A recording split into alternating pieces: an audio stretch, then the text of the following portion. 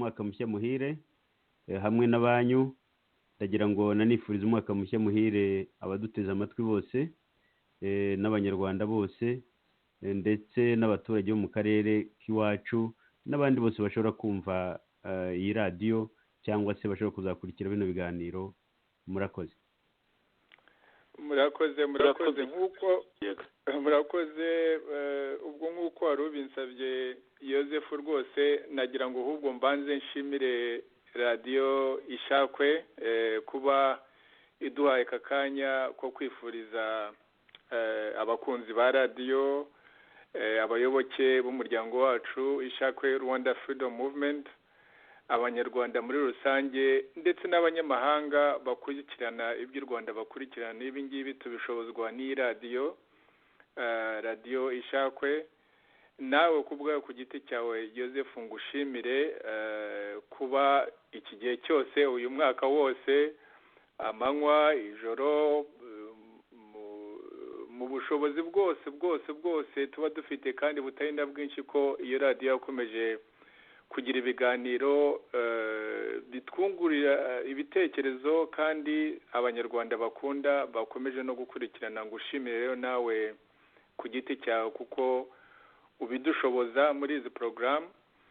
Mbonereho umwanya no gushimira abo dufatanyije uru rugendo, harimo abayobozi bagize komite nkuru, harimo abayobozi mu rwego rwa komite nshingabikorwa executive committee, abayobozi hirya no hino n'abayoboke bacu bo muri uyu muryango duteraniyemo.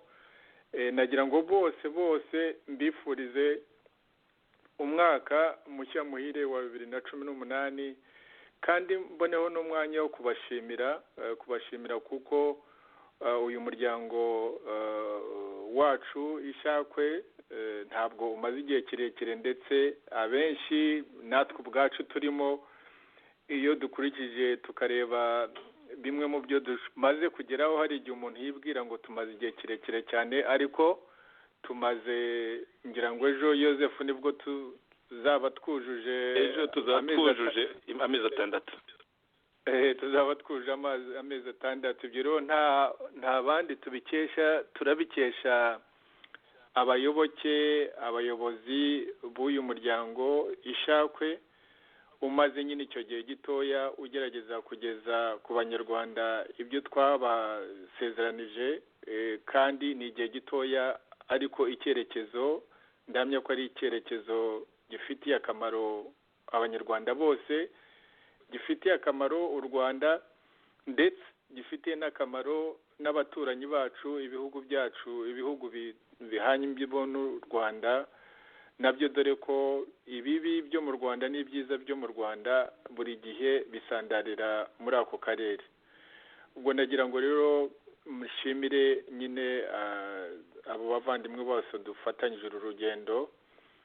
Hanyuma nanone nshimire abanyarwanda kubera ko u Rwanda nk'ukuntu tubizi ntabwo yari umunsi wo gusubira mu bibi byakomeje kuranga u Rwanda muri uyu mwaka no muri iyi myaka myinshi ishize, ariko nagira ngo muri ibyo bikozere, muri uwo munaniro, muri uko kubabara, mu bibazo byinshi byugarije u Rwanda, umuntu ashimira Imana ko ikomeje guha intege, ikomeje guha imbaraga, ikomeje guha kwihangana mu banyarwanda, kuko yaba bitari ukwihangana mu by'ukuri iby'u Rwanda byaba bimeze nabi kurusha n'ukuntu twebwe abanyarwanda tubibona, baba ari abo mu gihugu cyangwa se hanze yacyo. Nagira ngo rero nshimire Imana ko muri ubwo bubabare ko dukomeje kwihangana kandi mu by'ukuri tubabaye. Nshimira abanyarwanda rero ko bakomeje kwihangana kandi bakomeje no kugira icyizere yuko amaherezo, nubwo turi mu bibazo bitoroshye, ko amaherezo nta kabi kadashira, n'ibyo bibazo nabyo amaherezo bizashira, kandi bizashira kubera ko hari abanyarwanda babihagurukiye, kabone nubwo baba bigaragara ko ari bake kubera ko nta kuntu mu Rwanda uko ibintu biteye abantu bashobora kugaragaza ibyo bemera, ari nacyo kimwe uru rugamba turiho tugomba kururwana mpaka turutsinze. Ntawe umenya, ntawe ubwira undi uko atekereza mu Rwanda, ndetse byanadukururukiye no muri aya mahanga ubona abantu baba bihisha batavuga ibyo bemera, ariko ibyo nabyo amaherezo bizashira. Kuba rero ko hari abanyarwanda biyemeje ko urwo rugamba tugomba kurugumaho kakazagira igihe turutsindira, nabyo ni ibintu umuntu yashimira Imana kandi agashimira abo banyarwanda bamaze kwifatanya b'ingeri zose mu buryo bunatandukanye yewe, ariko iyo nyota y'uko ibintu mu Rwanda bigomba kuzahinduka amaherezo tuyisangiye turi benshi. Nagira ngo rero mboneho umwanya nk'umuntu umwe mu bayobozi, umwe muri mwe no mu bayoboke b'uru rugamba twatangiye, nagira ngo nshimire bose ari abanyarwanda nyine nk'uko nari mbivuze, ari natwe abayobozi n'abayoboke b'ibi bintu turimo, kandi twe no kwibagirwa n'abanyamahanga. Hari abo twakoreye ibyaha, hari abo abatukoshereje, ariko ibyo rero byose u Rwanda rufite abaturanyi, nta muntu wishakira abaturanyi. Aho dutuye twaje kwisanga dusanga aribo baturanyi dufite. Ubwo rero nabo mu by'ukuri ni ukubashimira. Harimo abo twahungiyemo, hari abadufasha no hirya no hino aho turi ahangaha turi mu bihugu by'amahanga. Ayo mahanga nayo tujye tuyashimira ko yaduhaye ubwo buraro, tukigerageza kwishakira inzira y'aho natwe ubwacu tuzaba dufite ahacu, tukagira ubutwererane nabo, tukagira umubano nabo, ariko tutabateye ibibazo nabo bataduteye ibibazo.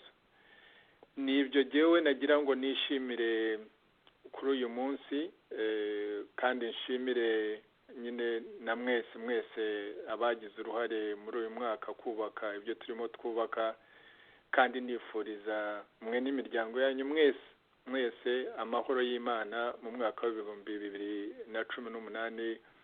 Ubwo Yozefu naba ngushubije ijambo. Ndagushimiye muvandimwe Theogene, umaze rwose kwifuriza umwaka mushya muhire abanyarwanda n'abayoboke b'ishyaka Ishakwe Rwanda Freedom Movement. Unashimira radiyo yayo ibikorwa yagiye ikora muri iki gihe gitoya cyane imaze kimwe n'iryo shyaka, no kuvuga amezi 6 azuzura ejo. Sixbert Musangamfura, uri umunyamabanga mukuru ukaba n'umwe mu bagize inama nkuru y'ishyaka Rwanda Freedom Movement. Mbere yo kugira ngo tujye turebe ibintu by'ingenzi byabaye muri uyu mwaka w'2017 haba mu Rwanda, mu karere ruherereyemo cyangwa ku mugani wa Afurika no ku isi, imbere y'ibyo rero nawe wafata ijambo, wenda waba nawe ufite icyo uvuga kuri aya mezi 6 tugiye kumara muri Rwanda Freedom Movement, ndetse na radiyo yayo. Ndaza kuhita mbwira abahewa twumva ibyo tugiye kuganiraho, ibintu by'ingenzi nyine byabaye haba mu Rwanda, haba mu karere rutuyemo, haba ku mugabane wa Afurika ndetse no ku isi. Noneho tuze gukomeza ikiganiro. Ijambo ryawe Sixbert. Murakoze bwana Yozefu Ngarambe. Ndagira ngo nongere nanjye nshime kandi nguhereho, kubera yuko iyi radiyo tuvugiraho kuba imaze kugira amateka ifite mu gihe cy'amezi 6 tumaze dushinze Ishakwe Rwanda Freedom Movement. Iyi radiyo yahabaye indashyikirwa, wakoze uko ushoboye, ibiganiro biratangazwa, abanyarwanda bamenya Ishakwe Rwanda Freedom Movement, ndetse tugenda dushyikirizwa ubutumwa buturutse hirya no hino, kandi ugasanga kenshi abantu ijwi ryacu ryarabagezeho binyuze kuri iyi radiyo. Ni igikorwa gikomeye rero, ngira ngo ngushimire by'umwihariko. Ndagira ngo kandi nshimire n'abagenzi banjye bahagurutse bakitanga, cyane cyane intego twashyize imbere yo guharanira ukuri. Ukuri ni ikintu gikomeye cyane mu banyarwanda, kubera ko mu banyarwanda kera bajyaga bavuga ngo aho kuryamira ukuri waryamira ubugi bw'intorezo, ariko rero ibyo aho ngaho nyine hari kera, n'abanyarwanda hari ibyo bavuga ngo ibyo hari kera. Ubu ngubu rwose ikinyoma nicyo cyafashe intebe, ku buryo ahubwo uvugishije ukuri ari we ugwa aho ngaho. Kuba rero twarabyiyemeje tugahaguruka, twahagurutse tuzi neza ko kuvugisha ukuri cyangwa kuguharanira bizaryaryata abanyarwanda bahisha ukuri, baba ari abari ku butegetsi bwa FPR-DMI, baba ari n'abibona yenda mu bya MRND-CDR byavuyeho. Abo bose twari tuzi ko gushakisha ukuri bizabakomeretsa, kuko buri wese afite ibyo abundikiye ko bihagarara. Uko twitabiriye turaguhagurukira, dukora uko dushoboye, kandi turacyakomeza. Ubu twujuje amezi 6 kandi turacyareba imbere, turacyakomeza mpaka dutsinze tukageza ukuri mu Rwanda, bityo ukuri kukahakura umwijima. Ndagira ngo nongere nifurize umwaka mushya muhire abatwumva bose, kandi mbasubize ijambo bwana Joseph Ngarambe, ariko nagira ngo nongere nanashimire Dr Theogene Rudasingwa, cyane cyane umushimire by'umwihariko inyandiko ikomeye cyane aherutse koherereza perezida w'Ubufaransa bwana Emmanuel Macron, amusobanurira ikibazo buriya bushotoranyi bw'u Rwanda n'impamvu zabwo, anamusaba yuko nka perezida w'Abafaransa arengera ishema ry'igihugu cye, ndetse akaba yanumva n'amajwi y'abantu baharanira ko iriya nyandiko ni inyandiko ikomeye cyane, kandi si ubwa mbere ateye intambwe, agateza intambwe n'ibyo abantu baharanira, agatuma n'impaka zijya ku rundi rwego. Nagira ngo mushimire ahangaha. Murakoze. Urakoze cyane Sixbert, nanjye rwose reka mushimire. Inyandiko yasohotse mu Cyongereza, yari yanditse mu Cyongereza, ariko na version y'Igifaransa nayo imaze gusohoka. Tuzakomeza kuyikwirakwiza ko ni inyandiko ikomeye cyane, ni inyandiko yerekana abo turi bo, yerekana u Rwanda twifuza, u Rwanda rutazaba ruhimbira ibindi bihugu ibyaha, kugira ngo hahoreho inkeke, hahoreho ikintu cya tension cya buri gihe, ndetse bivanze mu by'ukuri n'ubucabiranya, kuko ikiba cyihishe inyuma y'uko kugerageza kwihata Ubufaransa no kugira ngo iriya dosiye y'indege izatwekere. Wenda ngira ngo mugenzi wacu Theogene araza kujya icyevugaho ko nabyo biri mu bivugwa muri kino gihe. Tugiye rero kuvuga ku biri mu Rwanda duhereye ku biherutse, yemwe harimo n'iby'iyo ndege, no kongera gukangisha ko ngo bazoherereza nayo impapuro zihagarika abanyapolitike bagera kuri 13 n'abasirikare bagera kuri 20 aho ngaho. Ibintu mu by'ukuri banavuze mu mwaka w'2008 ntibigire icyo bitanga, ariko benshi cyakora ejo ubundi bya mbere byo byaravuzwe cyane, ariko by'ejo bundi nabonye abantu babivuze rwose ari nk'utunyamakuru dutoya tutazwi two muri Afurika ivuga Igifaransa. Ubu wagira ngo noneho byabaye nk'ibya wa mwana murizi utarindwa urutozi. Duhereye ku biherutse bavandimwe Theogene na Sixbert, duhereye ku biherutse mu Rwanda, hari ibyabaye n'umunsi bigomba kurangira n'uyu munsi, n'uvuye ya tariki ya 31, itariki aho abanyarwanda bahunze hagati ya 59 na 98 ngo bagomba gukurwaho statut y'ubuhunzi. Ibyo bikaba byaravuye ku butindi, ku bugome bwa Kagame yagiye akora nyine kugira ngo akomeze atoteza abanyarwanda bamuhunze. By'umwihariko hari ikibazo cya Israel n'u Rwanda, aho nyine Israel iri mu gakungu n'u Rwanda ku itariki ya 28 rwose z'ejo bundi, mu kwezi kwa 11, minisitiri w'intebe wayo yavuze yuko ngo bagiye gufungura ambasade mu Rwanda.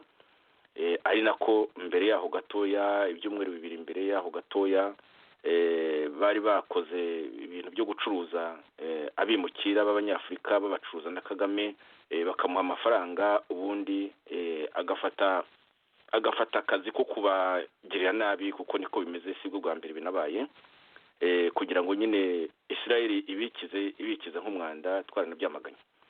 Hari ikindi cyabaye muri uno mwaka kitari icyakure, ifungwa ry'umuryango wa Sinapol Rwigara.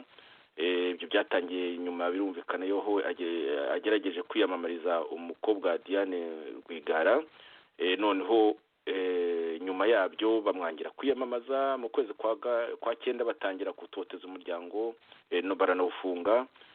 Imanza zirakomeza zo kuburanira kuba baburana bari hanze, zirakomeza muri ukwezi kwa 10 n'ukwa 11. Habayeho rero mbere yaho kwiyimika kwa Kagame mu ngirwamatora, akaba yararahiye tariki ya 18 z'ukwa 8, ariko ntashirwe nyine, bugacya nyine nk'uko tumaze kubivuga, yanjama uriya muryango yiciye n'umukuru wawo, no kuvuga Sinapol Rwigara. Mbere yaho gatoya mu kwezi kwa 7 hari habaye iraporo ikomeye cyane y'amapaji 42 mu Gifaransa na 40 mu Cyongereza. Raporo Human Rights Watch yahaye izina abajura bose bagomba kwicwa, ikaba ivuga ibyo kwica abantu mu by'ukuri bitanyuze mu nzira z'amategeko, kandi rero igihano cyo kwica ubundi byitwa ko ngo cyavuye, ariko iriya leta y'agatsiko nyine ihora ibeshya, ivuga ko yakivanye, ariko irasa abantu ku manywa y'ihangu, ku mugani wa Kagame.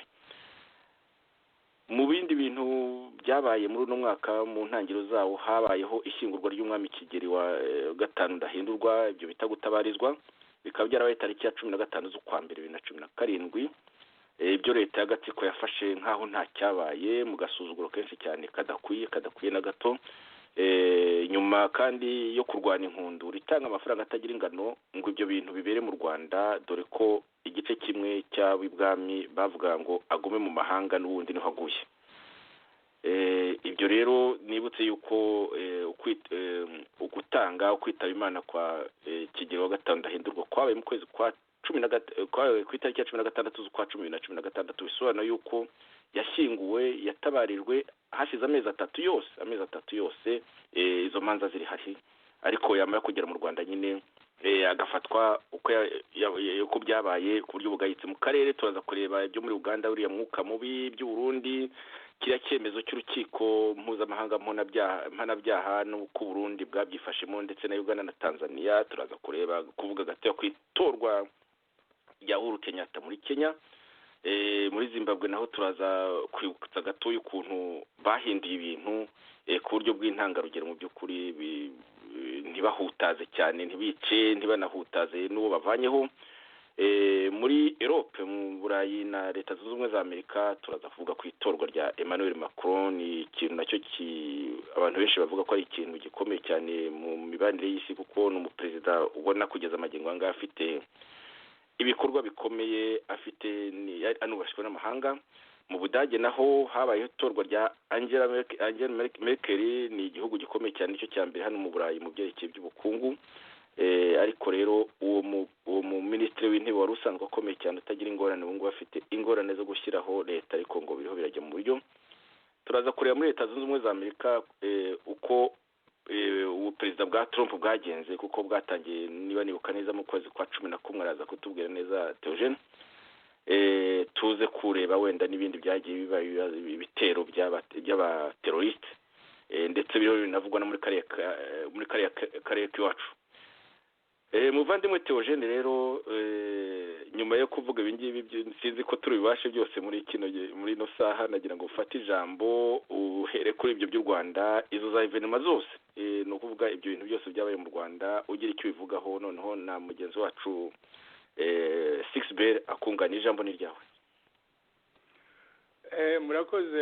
Murakoze Joseph kunsubiza ijambo. Dufite igihe gitoya cyane, mu by'ukuri umunsi ni no wo kwishimira ibyo twanyuzemo, ibyo abanyarwanda banyuzemo, no kwifuriza abantu umwaka, ariko ntibitubuza mu kanya gato dufite, ngira ngo ubu dusigaje igice cy'isaha, gusubiza amaso inyuma gatoya wenda ibyo byose ntabwo umuntu ari bugende abivugaho, ariko wenda umuntu yagira icyo avuga kuri bimwe.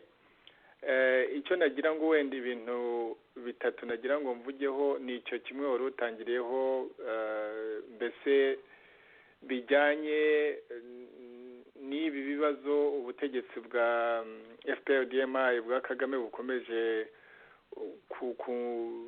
gutera mu mibanire hagati y'u Rwanda n'Ubufaransa, ariko urebye mu by'ukuri ntabwo ari ibibazo butera Ubufaransa, ahubwo ni ibibazo byo mu Rwanda ubutegetsi bwa Kagame bushaka gutwerera abandi, kuko buri gihe iyo ubutegetsi buri mu bibazo bitoroshye bugomba gushakisha abo bubitwerera. Nk'icyo rero wari umaze kuvuga cy'uko ubutegetsi bwa FPR-DMI bwishyuye abantu b'abavoka inahangaha ngo kongera kwandika indi raporo yemeza kandi ihamya ya verisiyo ya FPR-DMI, mbese buvuga yuko uko ibintu byajya amateka y'u Rwanda, ukuntu bwandikuye amateka y'u Rwanda, nyine ibyo dusanzwe tubizi kandi tubivuga kuri iyi radiyo, ni nayo mpamvu iyi radiyo ifite uruhare rukomeye cyane.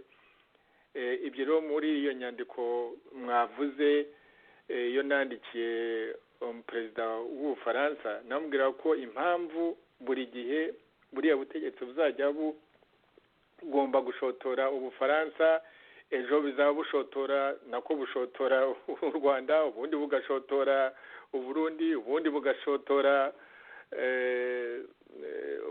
Kongo. Mu gihe bufite ibibazo nk'ibyo bufite ubu ngubu, niko ruzahora rumeze kugeza igihe nyine abanyarwanda tuzarangiriza ibyo bibazo.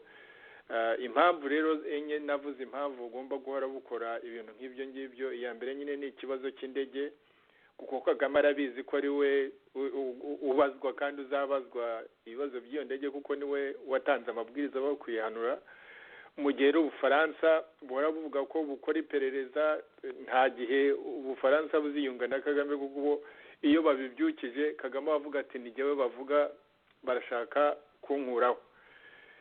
Ikindi cya kabiri ni uko hari impfu z'abanyarwanda benshi, cyane cyane tuba tuvuga impfu z'abahutu, abaguye mu Rwanda n'abaguye muri za Kongo n'ahandi hirya no hino. Mu byo Loni mu maraporo yagiye ikora ikavuga ko mu by'ukuri umuntu ashobora no kubyita jenoside. Twebweho mu muryango wacu Ishakwe ni ibintu byo dukomeyeho cyane byo kuvugisha ukuri ko nubwo habaye jenoside y'Abatutsi, ariko twebwe tuvuga ko habaye na jenoside n'izindi mpfu nyine mu Bahutu. Ibyo rero mu guteza ibibazo ibindi bihugu, abagerageza mbese kureba ukuntu kuganira kuri ibyo ngibyo cyangwa se kuvuga ibyo ngibyo byavaho, ahubwo tukahora turangariye kuvuga ngo habayeho jenoside gusa y'Abatutsi, kandi ubutegetsi bubereyeho kurengera Abatutsi. Ibyo rero ubutegetsi bugomba guhora bushakisha ko ibyo ngibyo bitakurikiranwa. Iyo ni impamvu ya kabiri. Indi mpamvu ya gatatu yanavuze ko bugomba guhora bukora ibintu nk'ibyo ngibyo, ni ibintu mu by'ukuri bijyanye n'ukuntu u Rwanda rubayeho, ukuntu u Rwanda rumeze muri ibi bihe.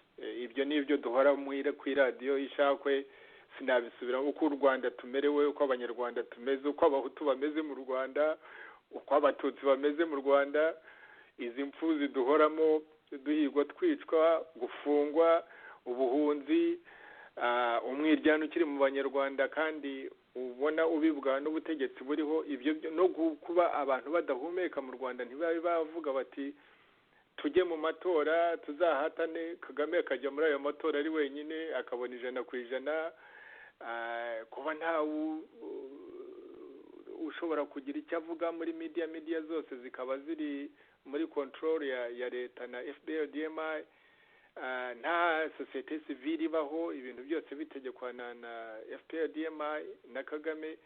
Ibyo byose mu by'ukuri ni ibintu, ndetse n'ubusumbane buriho ibyo ni ibintu byo gukomeza kuvuga mu gihugu Yosefu, ibintu bijyanye n'ubukungu n'imibereho y'abaturage uko bimeze, n'ubusumbane buriho, kandi byose bigenda bigatwara kwa Kagame n'umuryango we n'agatsiko ke.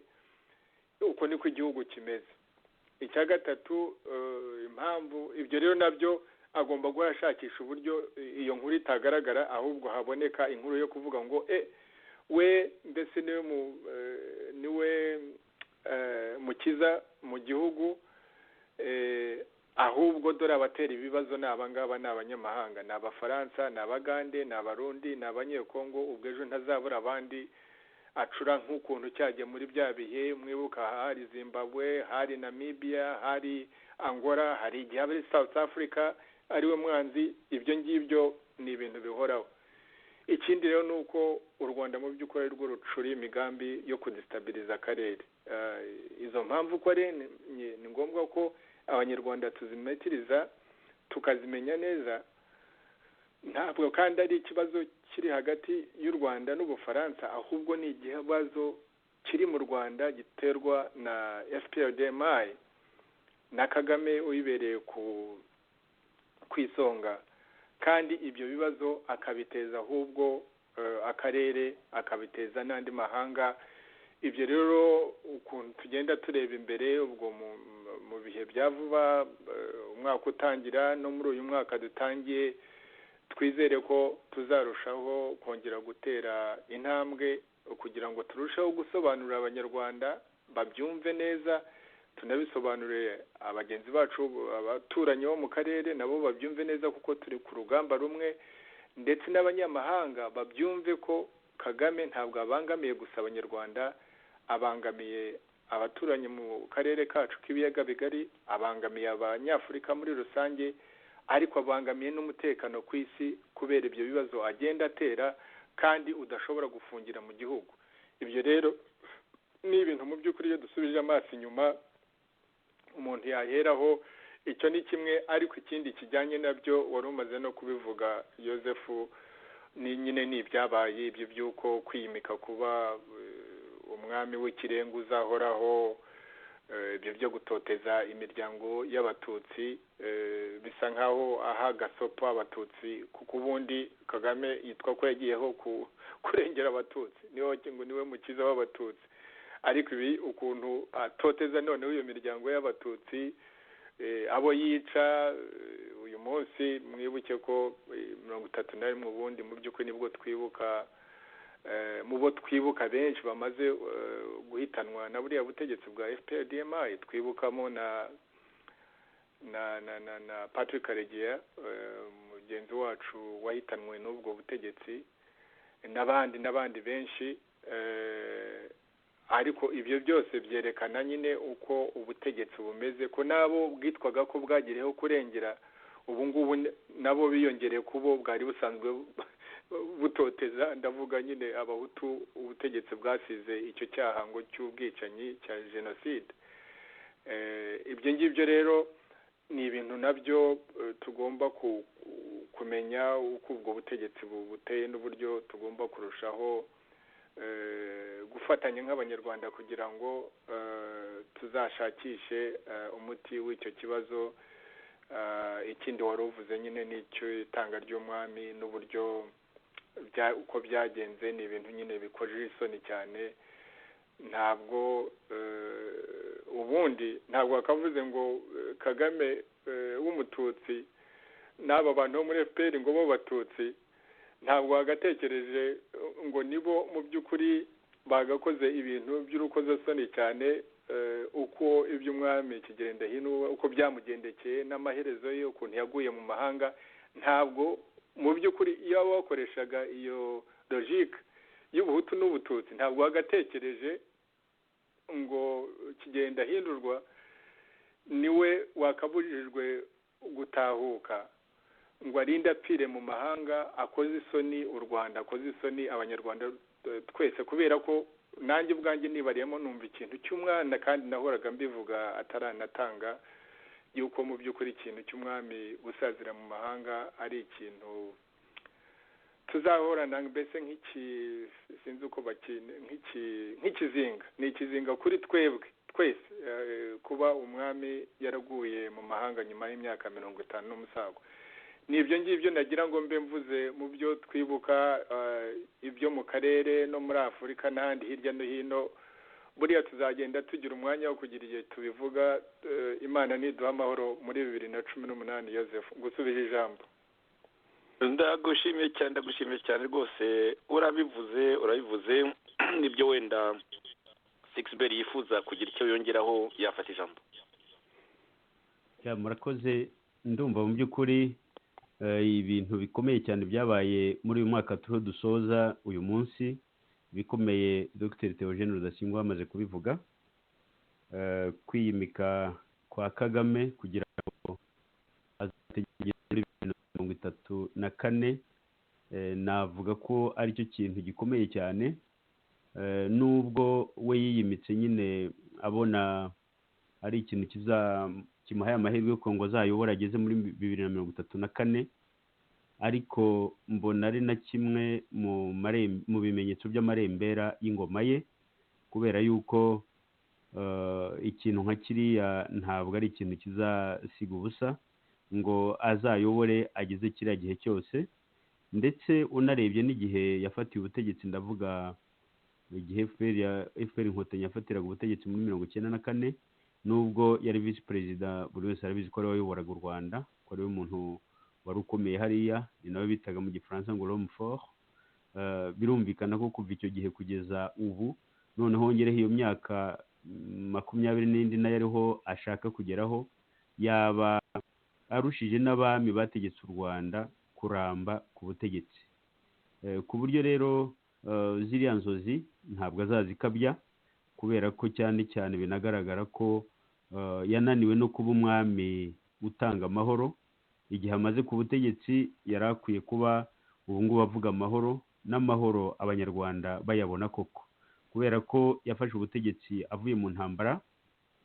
Yenda abantu bakavuga bati nibwo akiva mu ntambara, birumvikana ntabwo arashira igihunga cy'intambara, ariko noneho hashize imyaka 20 aracyavuga intambara, aracyavuga ko yugarijwe hirya no hino, aracyavuga ko abanye nabi n'abaturanyi. Nahoze numva ijambo yavuze avuga ati igihugu cyacu cyugarijwe n'abanzi, akavugamo ndetse n'igihugu cya Uganda aricyo cyamushyize ku butegetsi, akavugamo n'igihugu cy'u Burundi. Ndibuka ko abari ku butegetsi mu Burundi icyo gihe nabo bamufashije gufata u Rwanda, nyine gufata leta ya Kigali. Akavuga ati bya Tanzania nabyo Imana yonyine nibizi, nabyo bikaba byumvikanisha ko naho nyine batumvikana. Noneho ugasanga nyuma y'imyaka 20 ayobora u Rwanda, aravuga ati nta mahoro, n'ubu ntawamenya uko ejo buzacya bimeze. Bikaba bigaragaza ko nawe ubwe nk'uko asoma ubutegetsi bwe, umusaruro wabwo, nawe ubwe aremeza ko ntacyo yagezeho, kuko ikintu cya mbere abaturage baba bashaka ni amahoro. Icya kabiri abaturage baba bashaka ni ubwisanzure, ibyo nakwita mbese ubwisanzure, ukwishyira ukizana, biriya bijyanye n'ibya demokarasi. Biriya nabyo nta cyagezweho, ntacyo, kubera yuko Kagame nyine yavugura itegeko nshinga, akoresha kamarampaka y'igitugu, avugurura itegeko nshinga ngo rimwemerere gukomeza kwiyamamaza ubuziraherezo. Nawe agira atya aritoresha hafi 100%. Abagerageje guhangana nawe mu matora, ababigerageje cyane cyane navuga nka Diane Rwigara, abaramufunze, amufungana n'umuryango we wose. Ndetse numvise no muri disikuru ejo bundi asobanura yuko ngo nyine ariho yatumuriwe wo muri gereza, ngo kubera ko yishinze abamushukaga ngo akaza kwiyamamaza. Ukumva ko icyo yamuhoye ni icyo, nta kindi. Abandi bageragezaga gukora ibikorwa bya politiki mu gihugu batavuga rumwe na leta, nubwo yenda nabyo bifite amakemwa yabyo, nk'abari mu ishyaka rya FDL inkingi, abari mu buyobozi bwaryo mu Rwanda bose barafunzwe, bafungirwa rimwe, n'ubu baracyafunze. Hanyuma abandi bashakaga kujya gukora politiki mu gihugu nabo ntabwo byabahiriye, ndetse n'abatavuga rumwe na leta bari mu mahanga, natwe twese turahigwa bukware. Bamwe barishwe biciwe mu mahanga, abandi bararusimbutse, abandi baragambaniwe ku buryo aho bagiye bagenda barwana n'ibipapuro bya leta byo kubafata.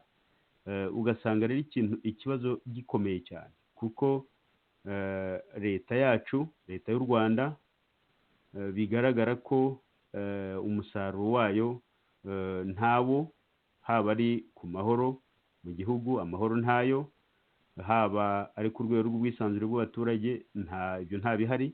Ikindi nanone cyavuzwe cyane muri uyu mwaka kandi kigaragaza ingufu nkeya za leta, ni ikibazo cy'inzara mu gihugu hose. Inzara mu Rwanda, iyo bagiye guhungira mu bihugu duturanye, ngabo muri Uganda, ngabo muri Tanzania, ngabo mu Burundi, ngabo muri Congo, abantu bahunga bashakisha icyo kurya. Ariko muri icyo gihe leta ikaba yabiciye hirya no hino, ivuga yuko ngo yakoze ibitangaza, ivuga ko ngo ari kimwe mu bihugu bya mbere ku isi biriho bitera imbere, bitera ibitambwe binini cyane, nyamara abaturage bariho bahunga babuze icyo barya. Ku byerekeranye rero na biriya bikorwa bindi byabaye, nka biriya byo gufunga ba Rwigara, bimaze kubivugaho, biriya ni ibintu by'urukozasoni.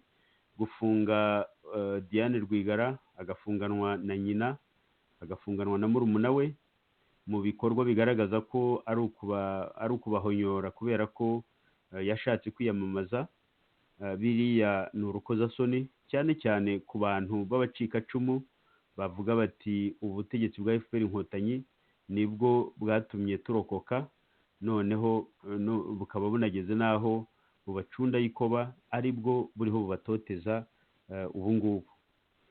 Hari n'ikintu cyo gufunga abasirikari cyariyongereye muri uyu mwaka. Nta kwezi na kumwe kwari kwashira tutumvise abasirikare aba n'aba bo mu nzego zinyuranye batawe muri yombi mu buryo budasobanutse. Ikibazo cyo kurasa abaturage ku gasozi ku manywa y'ihangu, nk'uko Kagame yari yarabibwiye abaturage ari Nyabihu, ubwo yigeze gusura ku karere ka Nyabihu, akavuga ati turaza kujya tubarasa ku manywa y'ihangu. Kuko ibyo byarabaye, haba ari aho muri district ya Nyabihu, haba ari mu karere ka Ngororero, haba ari mu karere ka Rubavu. Ingero zabaye ni nyinshi, ndetse ndibuka igihe hakorwaga raporo y'umuryango udahari. Icyo gihe muri iyo raporo batanze ingero z'abanyarwanda bagiye baraswa mu buryo nk'ubwo ngubwo budasobanutse, bakaraswa n'abasirikari.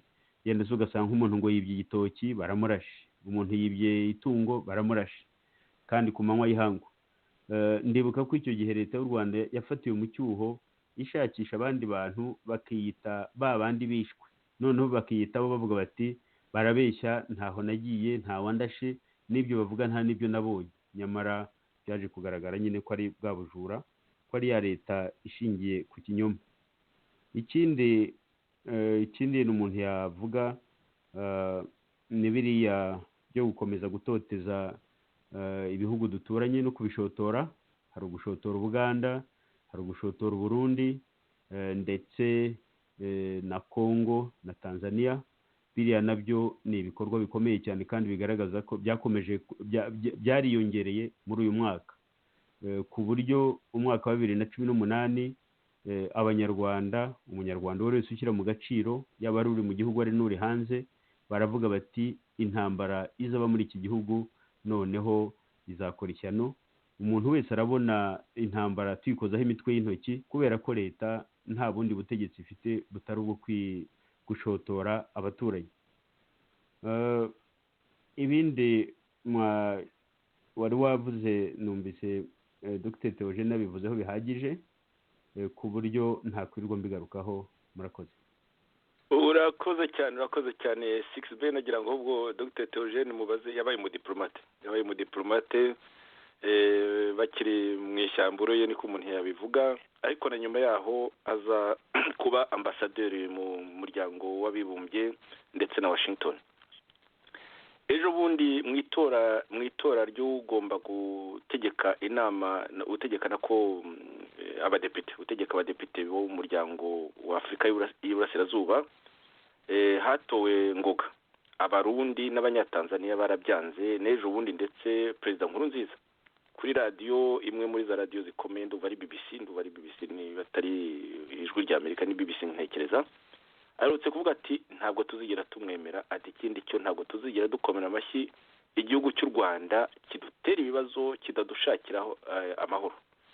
Nagira ngo ako kantu ugira icyo ukavuga kuko ni ibintu bitoroshye. Mu itora barasohokaga ikindi cyo baravuze bati nubwo atowe ntituzigira tumwemera.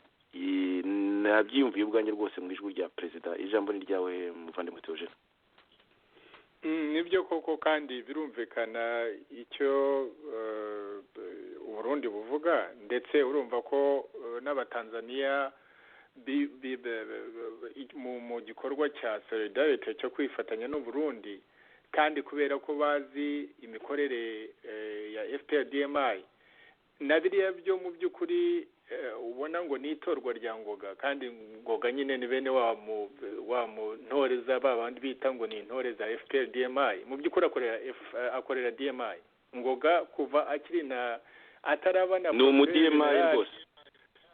Burya Ngoga akorera DMI. Urumva kugira ngo bya mikorere yo duhora tuvuga abanyarwanda bagomba gusobanukirwa n'amanyamahanga ari byo ari muri gahunda tugomba kwemeza kandi tugakora twishishikariye kandi dushiritse ubute n'ubunebwe kwerekana uko DMI ikora. Tekereza DMI ubu ngubu uretse ibyo ikora mu Rwanda n'ibyo ikora abanyarwanda hirya no hino kuba ariyo iyobora za ambasade aba ariyo iyobora press itangazamakuru mu gihugu aba ariyo iyobora societe civile mu gihugu aba ariyo ikora za business ziriya zo mwumva za Crystal Ventures kuba noneho ubu ngubu umuntu wa DMI ari ukuriye iyo nteko ya East African Community. Urumva abatanzania bo hamwe n'abarundi barabizi kuko burya ari Ubugande nubwo Ubugande nyine bwo butifashe nk'ukuntu abatanzania n'Uburundi bifashe ariko ibyo bihugu uko ari bitatu Uganda, Tanzania n'Uburundi bazi uko DMI ikora. Nta kuntu rero koko nanjye ndi Nkurunziza nta kuntu nashobora kwemera ngo njye mu nteko nk'iyo ngiyo ngo kuzajya nkomera amashyi DMI kubera ko nicyo mu by'ukuri bivuze. Ahanini rero buriya hari amafaranga menshi baba banyanyagije mu bantu turacyagerageza kureba uko byagenze ariko buriya ni ibintu byo baba babyemo amafaranga menshi bagasezeranya abantu benshi. Ibintu byo muri Afurika rero nyine urabizi ntabwo wenda twakwirirwa tubivuga dutyo hatazagira utwumva nabi ngo baguze abadepite ariko icyo nzi cyo hari amafaranga menshi yanyanyagijwe muri kiriya gikorwa. Jewe rero mu by'ukuri nemeranya n'ibyo n'ukuntu Nkurunziza abisobanura ndetse n'abatanzania nta kuntu ibyo bihugu byakwemera ngo noneho bajya gukomera amashyi DMI nk'ukuntu nubwo tutabonye umwanya wo kubivugaho ariko twagize ibiganiro birambuye kwerekana ibyo u Rwanda FPR-DMI bagerageza gukora muri Uganda ubu ngubu byateye ubushyamirane butoroshye na gato hagati ya Uganda n'u Rwanda. Ibyo byose mbese ni muri za ntuza za tactique z'uko FPR-DMI bakora kandi urabona ko mu karere mu by'ukuri batangire kugenda baba isolated ni nko kuvuga ko mu by'ukuri abantu bagenda batahura imikorere ya FPR-DMI baraba izorere bariho barahabwa akato barimo guhabwa akato. Nicyo mu by'ukuri mu rwego rwa diplomasi umuntu yavuga ko abantu bakomeje kubatahura kumenya uko bateye n'imikorere yabo amaherezo koko nk'ukuntu Sixbert yari amaze kubivuga. Iyo ugiye kureba ibyangombwa bitera intambara bitera imvururu hagati y'ibihugu ndetse no mu gihugu iyo urebye u Rwanda rurabyujuje hafi 100%. Igihe ibyo bintu bizasandarira ntawe ukizi ariko iyo ushyize hamwe ibyo bimenyetso byose ni ibyerekana iki? Ni ibyerekana yuko mu by'ukuri u Rwanda n'akarere mu minsi iri imbere nta mahoro na gato tuzaba dufite.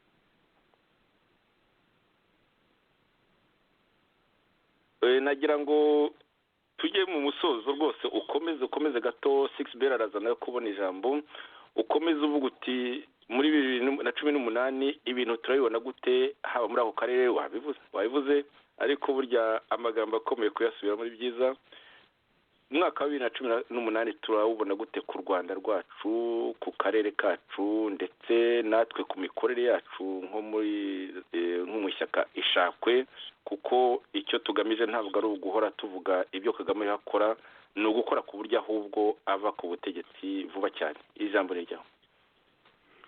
Urakoze Joseph, wenda natangiriye nakurikije nkomereje aho nari ikibyo nari maze kuvuga nk'ibyo Sixperi yavuze avuga ati ibimenyetso byose birerekana amahoro make mu karere ke wacu. Iyo ugiye kureba rero hari ibintu bibiri bishoboka ku Rwanda no mu karere wacu k'ibiyaga bigari.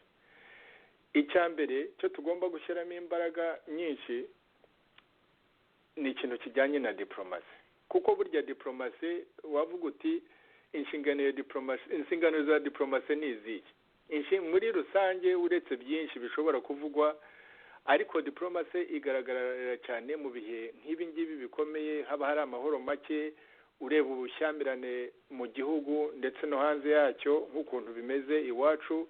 Diplomasi bifite ibintu bibiri, ifite mbese intego nk'ebyiri. Intego ya mbere ni ukubuza intambara, kuko intambara ibamo gutakaza ubuzima bwinshi no gusenya ibihugu. Ibyo ntitwakwirwa tubisubikamo kuko turi ikizibiti, u Rwanda ni ikizibiti uko byatugendekeye muri 1994 turakuzi. Ubuzima twatakaje ntitujya tubivuga twebwe mu ishakwe, ntabwo tuzi niba umubare w'abanyarwanda ubaze abatutsi ukabaza abahutu bamaze gupfa bapfuye kuva intambara ya FPR itangiye kugeza kuri aya magingo, wasanga tumaze gupfusha abahutu n'abatutsi hafi 2 miliyoni. Ntitubizi, ariko ibyo ubwo bushakashatsi amaherezo na leta izajyaho nyuma ya FPR-DMI ibyo bintu tuzakomeza kubiharanira kugira ngo tuzamenye twapfushije nde, baguye he, bishwe n'abandi.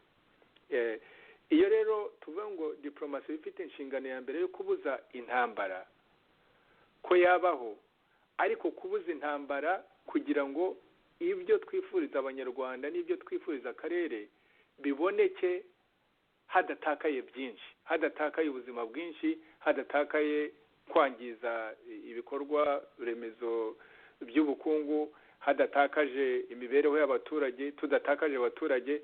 No kuvuga mu cyongereza umuntu avuga ngo bya bindi twakomeje dusubiramo, wigeze kwandika ngo intambara ni ugukomeza politiki mu bundi buryo.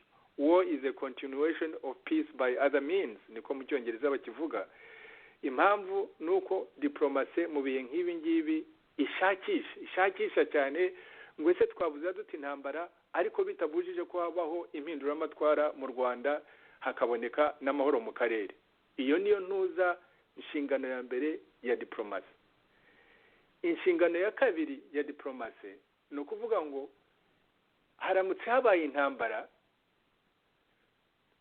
abari muri iyo ntambara ku ruhande ruri mu kuri, mu ruhande rwashowe mu ntambara, mu ruhande rw'abaturage bashowe mu ntambara, mu bantu duhanye imbibi, ni ukuvuga biriya bihugu birengana, haba Uganda, haba Burundi, haba Kongo cyangwa se n'ikindi cyaba cyavutse nka Tanzania. Ese iyo koalisiyo y'abaturage y'abanyarwanda n'ibyo bihugu bivuga ko birengana kuko Kagame ahora bishotora, ese byarwana bite iyo ntambara kugira ngo biyitsinde? Reka icyo ngicyo ndagira ngo ngisubiremo abantu bacyumve neza. Ukuvuga ngo objectives za diplomasi no kuvuga ngo reka duhoshe he kugira intambara ibaho, ariko ibyo twifuza by'impinduramatwara mu Rwanda bibeho, n'abatuye kariya karere biriya bihugu tubanyemo bigira agahenge, bigira amahoro, ariko biciye mu nzira y'amahoro. Ibyo nibyo tumazemo hafi imyaka ingahe turimo kwigisha, ariko nubwo bitashobotse ntibivuga ko iyo diplomasi tutayikomeza nibura ikomeza gusobanurira no kwerekana ububi bwa kariya gatsiko FPR-DMI, ibibazo batera u Rwanda n'ibibazo batera akarere.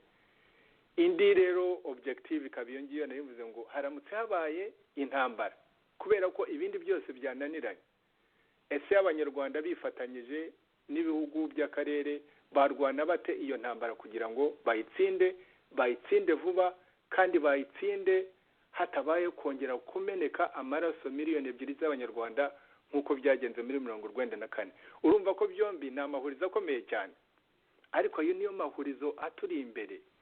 Umuntu w'umuyobozi mu banyarwanda bari muri opposition, umuntu w'umuyobozi wa biriya bihugu duturanye mu karere, ikintu gikwiriye kuba kituraza ijoro dutekerezaho n'izo objective uko ari ebyiri.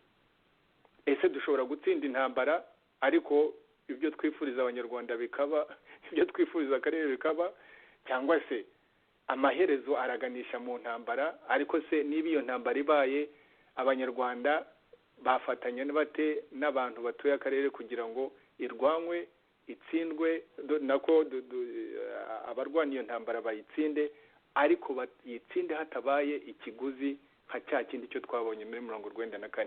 Joseph ugiye ndumva izo nizo objective za diplomasi, kandi urebye mu by'ukuri ubu ngubu igikorwa nyamukuru tugomba kwimiriza imbere, tugomba gutekerezaho cyane, tugafatanya na biri bihugu byo mu karere, tugafatanya nk'abanyarwanda, tugafatanya n'abandi bantu mu by'ukuri. Press hanze ahangaha, itangazamakuru ryakomeje kwerekana uburyo Kagame abangamiye u Rwanda n'abandi, tugafatanya n'ibindi bihugu bireba ububi bwa Kagame, tugafatanya n'abandi bantu mbese bagira solidarite n'ikiremwa muntu, bakabona ko tubabaye cyane ariko dufite ubushake n'ubuyobozi bwo kugira ngo dufatanye duhindure ibintu uko biteye mu gihugu cyacu. Iyo niyo objective ya mbere nabona Joseph ugewe numva dukwiriye gutekerezaho, ariko si twe gusa, ntabwo ari twebwe tubangamiwe na FPR-DMI Kagame, hari n'abandi. Nicyo navuga Joseph. Ndagushimiye cyane rwose, wavuze uti ayo mahurizo akomeye, izo defi, izo challenge mu by'ukuri turazifite muri mwaka wa 2018, kandi tuzenda tubiganiraho, tuzabigarukaho twerekana inzira. Muvandimwe Sixbert rero ni ugusoza noneho ijambo rya nyuma ryo gusoza rigufi tukaza kuri Dr. Theogene Rudasingwa. Ijambo ni ryawe Sixbert. Murakoze bwana Joseph Ngarambe. Koko uyu mwaka wa 2018 ni umwaka nanone ugiye gukomera cyane mu mateka y'u Rwanda.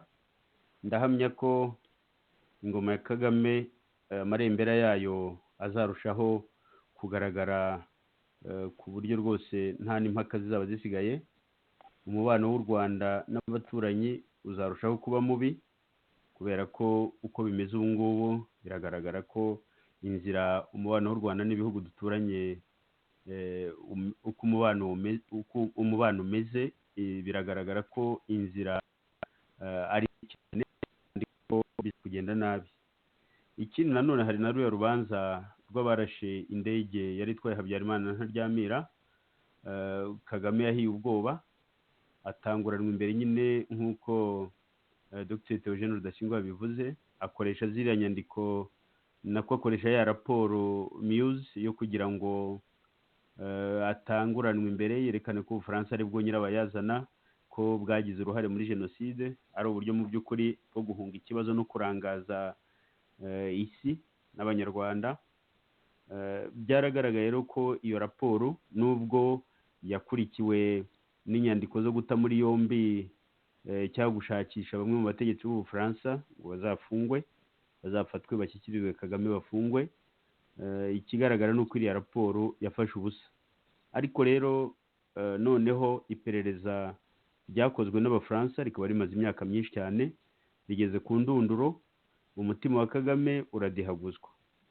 Ariko abanyarwanda, ni nako abanyarwanda twese dutegereje ko icyo kintu kiva mu nzira, noneho amahurizo ari aho ngaho yose akajya habona, n'Ubufaransa nabwo ubwabwo bugashobora kwisobanura no kugaragaza ukuri nyakuri nk'igihugu koko cyakurikiye ibyo mu karere, ndetse nk'igihugu nacyo kiriho gitungwa agatoki.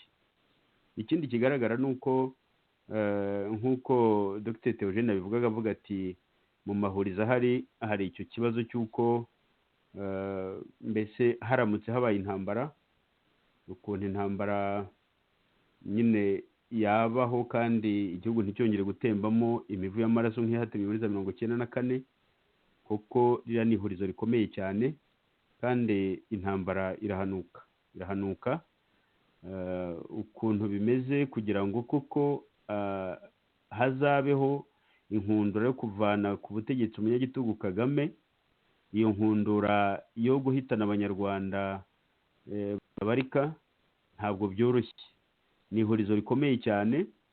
Nkaba mbona mu ngingo nako mu ntego dukwiye kwiha nk'abantu bakora politiki, baba ari twe mu ishakwe Rwanda Freedom Movement, haba ari n'abandi bakora politiki mu Rwanda, ni ugushakisha ukuntu abanyarwanda barushaho gukanguka, bakamenya ko mu by'ukuri ikibazo dufite, umwanzi dufite ubutubangamiye ari ubutegetsi bw'agatsiko ka Kagame.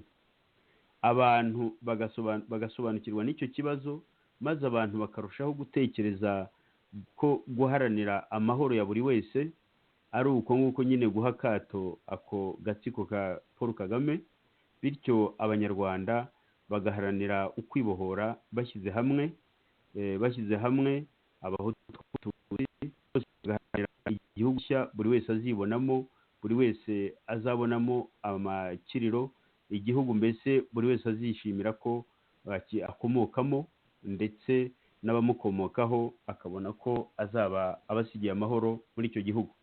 Birumvikana rero ko aho hantu harakomeye, ni ngombwa ko abantu basobanukirwa bihagije.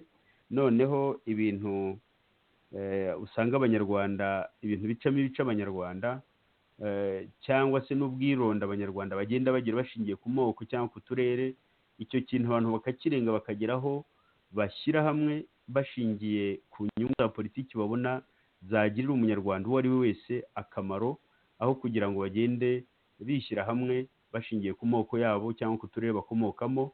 Icyo kintu gikwiye gucengera mu bantu kugira ngo iki gihe tugezemo gikomeye two kuzagipfusha ubusa, kugira ngo abantu barusheho gukanguka, abantu barusheho kumenya icyo baharanira, abantu biyambura iyo myambaro yo guharanira ubwoko bwabo n'uturere bakomokamo cyangwa n'ubutegetsi babayemo, ahubwo abantu baharanire rwa Rwanda ruduha amahoro twese. Numvaga ari ibyo ngibyo nakongeraho. Bwana Yozefu, murakoze. Ndagushimiye cyane. Ntabwo iriya ngoma mbisha ya FPRDMI igomba gusimburwa na FPRDMI ya kabiri, cyangwa se ngo isimburwe na MNDCDR, ryaba ari ishyano ku gihugu. Ibyo tugomba kubirwanya. Muvandimwe Theogene, nka perezida w'ishyaka Ishakwe, watangiye wifuriza abanyarwanda n'abayoboke b'ishyaka Ishakwe umwaka mushya muhire. Ugenda dusatira, twarebeye hamwe, twashubije amaso inyuma, tureba ibintu by'ingenzi byabaye muri uno mwaka w'ibihumbi 2017. Mbashimire wowe na mugenzi wacu 6B ukuntu mwerekeje n'amaso imbere, mukavuga ibyo tugomba gukora, ibyo twebwe twitegura gukora, n'ibyo muhamagara abanyarwanda gukora kugira ngo impinduka izabe, itsinde, iganze kandi hatamenetse amaraso menshi y'abanyarwanda. Ijambo risoza ni ryawe muvandimwe Theogene. Yewe yoze naba ndondogoye nongeye nkagira ibindi mvuga, kuko nta bindi bishya mfite. Nagira ngo rwose mboneraho umwanya wo kukwifuriza wowe na radiyo Ishakwe umwaka muhire wa 2018. nkwifurize amahoro iwawe mu rugo, nifurize 6B n'abiwe mu rugo, bavandimwe bacu tuyoborana uyu muryango, kubifuriza amahoro n'ihirwe mu mago yabo. Nifurize abayobozi bose b'Ishakwe n'abayoboke bacu n'abanyarwanda n'abanyamahanga badushyigikiye, tubifurize umwaka w'ibihumbi 2018 uzaba umwaka wo kongera gutera intambwe, uzaba umwaka w'uburumbuke. Ubwo nabameniye